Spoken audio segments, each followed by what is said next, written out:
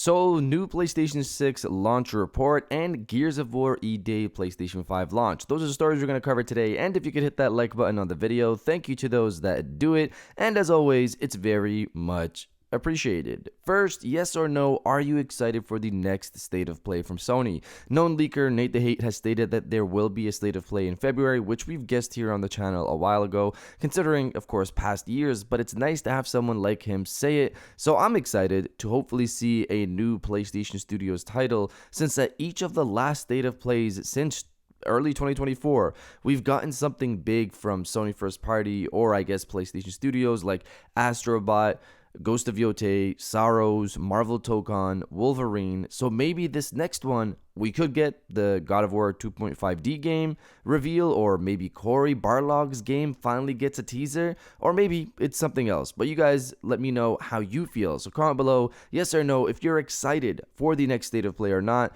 Let me know down in the comments below.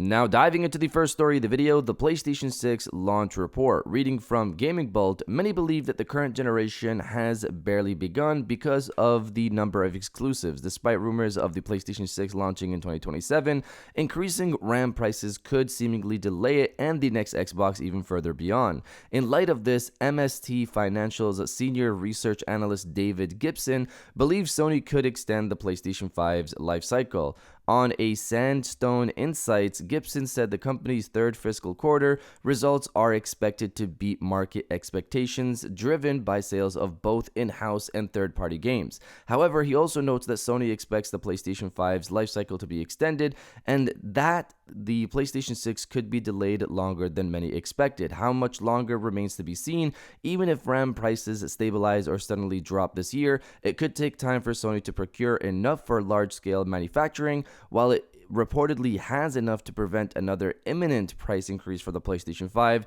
it's more a question of when and not if. So I want to say, to me, this is not really a report on the PlayStation 6 delay, but rather just an analyst's prediction. They state that Sony expects the PlayStation 5 lifecycle to be extended, and for some reason, people have taken this as new information. But like I've said on this channel, Sony has openly twice made that clear. They stated that going forward, they're multi-generational. Going forward, they're not focusing on one box anymore like they've done in the past. They've literally stated that the PlayStation 5 is halfway through its life cycle in 2025, which means at minimum, they probably plan to support it up until 2030 with first-party titles. They supported PlayStation 4 up until 2022, nearly 10 years after the console launched in 2013, and the PlayStation 5 launched with more modern tech. Of course, they're going to support it for even longer. So all we really have from this analyst is their prediction of a delay, just like we had people predicting the PlayStation 5 would cost so much before the launch of the console, and then it ended up costing $399 day one. Now, on the leaking side, I'm still waiting for someone to let us know if Sony did their first chip fabrication for the PlayStation 6, since we're pretty much at the end of January and it was reportedly scheduled to happen this month according to Kepler L2. Again, unless it's a price reason, unless the PlayStation 6 is going to be very expensive, I don't see why Sony should delay the console. I already know the comments people will throw, like this generation just started, there's not enough games, etc.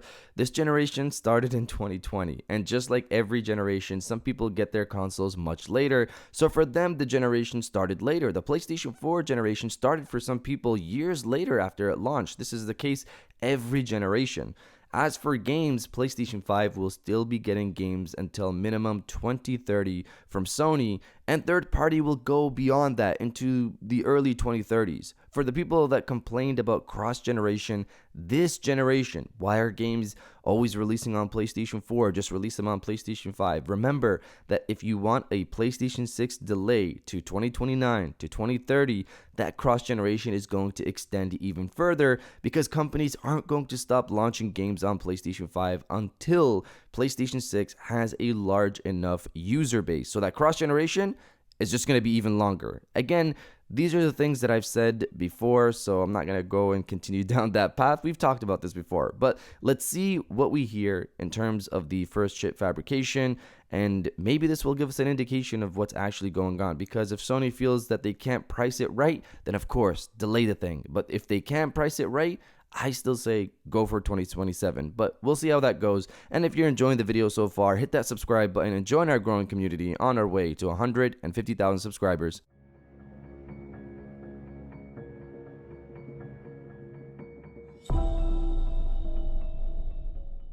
Now diving into the second story of the video, Gears of War E-Day PlayStation 5 launch. Reading from Push Square, Playground Games will have a PlayStation 5 version of Fable ready to go on its launch day alongside the Xbox Series XS and PC, but Forza Horizon 6 won't. The reason for that is purely down to development timelines and changes in strategy, though Microsoft is aware of the inconsistencies in its PlayStation 5 ports and is actually looking to improve on things. Speaking to Games Radar, Xbox Game Studios head Craig Duncan said, "Sometimes we are inconsistent. You see some games in one place, some games in multiple places.